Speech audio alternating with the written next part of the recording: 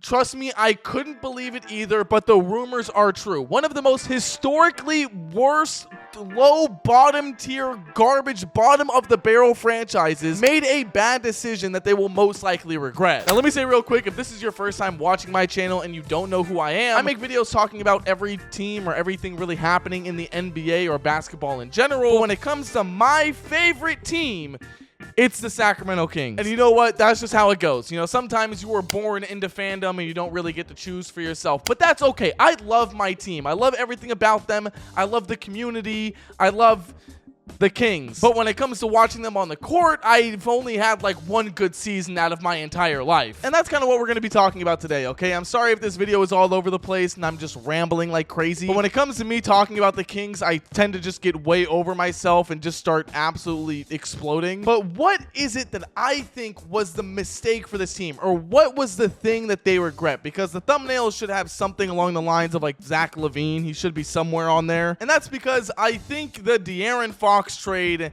was a mistake for the Sacramento Kings. And let me clarify that, because we obviously knew that De'Aaron Fox was gone, okay? I'm not sitting here saying they should have kept De'Aaron for whatever reason or, you know, tried to make it work. It was over. De'Aaron Fox was out.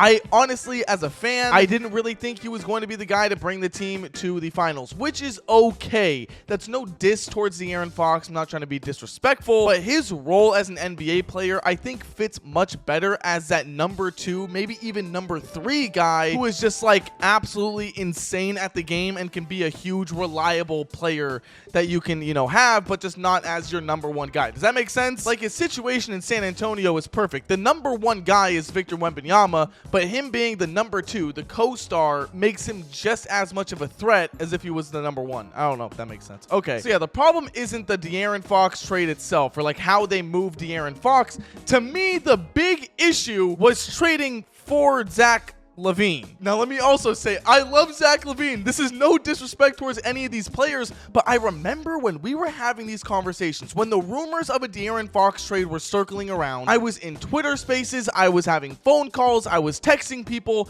and the entire time I was saying to them, why aren't we looking to trade for just draft capital? Why are the rumors surrounding the Kings, they want to look for a win now player? You are, just to get this right, because this was confusing to me, and maybe they were trading a win-now player in De'Aaron Fox for another win-now player in Zach LaVine. If you couldn't win with the first win-now player, chances are your ass isn't winning with the second one. And so it confused me. And I know there were some people who were excited to hear about Zach LaVine joining the team before like the trade happened, when it was just purely rumors. But there was a certain moment where I'm like, fuck, screw giving De'Aaron to the Spurs. At this point, I understand you want to respect his wishes. He's done, you know, great for your franchise. The man is going to be a free agent. He can go to San Antonio next year. It's not that big of a deal. And so the big regret, in my opinion, as a YouTuber, is not trading him to wherever the fuck just to get draft picks and draft capital in return, because we are now looking at a Sacramento Kings team who are, to be honest, quite terrible. The team sucks. Some of that you could blame on rotations and Keon Ellis not being in the starting lineup, and, you know, these egos of having to keep Malik Monk there, and Sabonis has been out for a couple of games. There are some bad aspects of the team that are, you know, somewhat fixable, you could say, but the team in general is bad. And I don't think anybody in their right mind, unless you are literally on crack, no one is looking at the Kings and saying, yeah, Zach LaVine and DeMar DeRozan can get the job done. They can be the guys to lead them to a championship. Because, bitch, we already saw them play together out east, where, if anything, it's fucking easier to make the final. Oh my god. Oh my god. Okay, so if nobody is seeing this team as a championship contender, Zach LaVine and DeMar DeRozan, it's just so obviously forced that they're playing together. Why don't they just sell?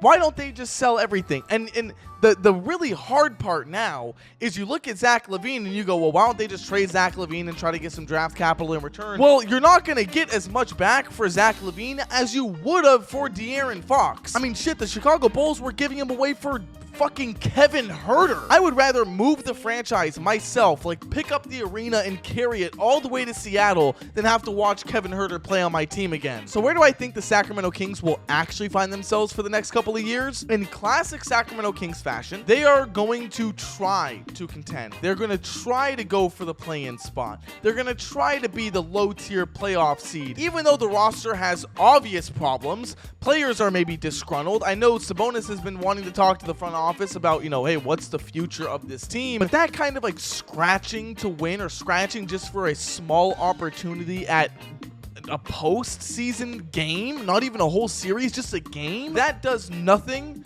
but delay your rebuild by X amount of years. It's something that, what team is doing it right now? I just had a video about this. Yeah, the Chicago Bulls are the other team that I feel like are kind of in this situation a little bit. Obviously, they're a little bit better when it comes to their youth and the young talent they have, but they almost remind me of this team where it's like, yeah, if they give Josh Giddey the contract that he's gonna ask for, which is a shit ton of money, and they try to do this whole thing where it's like, we're in the Josh Giddey and Matas Buzelis era, it's most likely not going to work, and it's just going to be like a half-ass rebuild. So what I'm trying to say is if you sit here and try to continue to play around Zach LaVine and DeMar DeRozan, you are doing nothing but just extending the time period for when you can actually be like a solid team again. And that's something that, to be honest, I don't think the Sacramento Kings can afford to have. Remember, they went 16 years without playing a fucking playoff game, which, to be honest, I don't think we'll ever see another streak like that ever again. And not because it's like impossible to be that bad of a team, but I feel like with the play-in tournament, there's gonna at least be one team that can like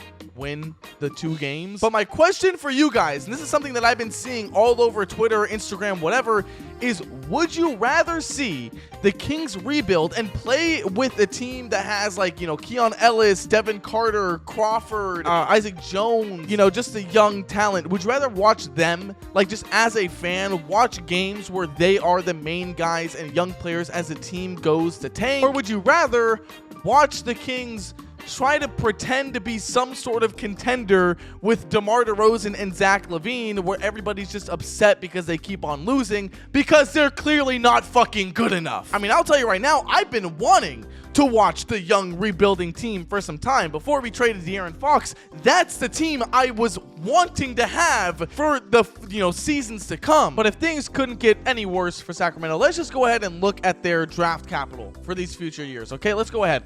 This year they have a Charlotte Hornets protected 1 through 14, so that's not gonna convey the Charlotte Hornets are terrible. They're gonna get to keep that pick. They do get the Chicago Bulls 2nd round pick. Interesting, right?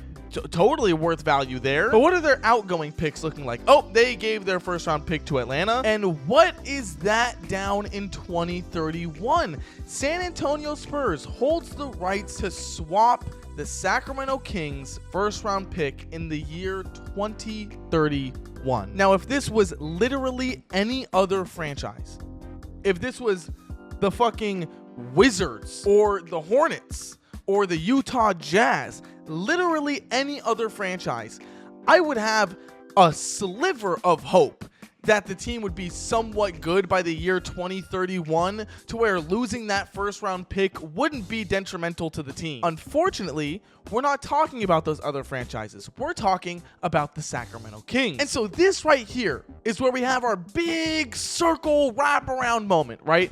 Where for the Kings, the longer you sit here and jerk off to Zach LaVine dunk highlights, the more likely losing your 2031 1st round pick is going to hurt you. Because if you were to blow shit up, you know, halfway through this season, you obviously weren't going to get your pick because it's going to Atlanta. But the sooner you blow things up, the sooner you can start your rebuild, you are more likely to not have to worry about that 2031 pick. But in Sacramento Kings history, what they're going to do, and this is just my prediction, okay? This is just my prediction here. They're going to stall out. They're going to play these games, try to be competitive, whatever, up until 2027. When is Sabonis' contract up? Yeah, 2027. So I think the Kings are going to sit here and go all the way for 2027. They're going to try to contend, whatever. They're going to maybe make a play-in tournament. They're goddamn for sure not going to make the playoffs. And then after that, after Sabonis leaves or DeMar does whatever, or Zach LaVine, however it goes, they're going to say, okay, now it's probably time to, you know, fully go in for the rebuild. 2028, 2029, who knows how that's going to go. 2031, they might, you know, draft some bum.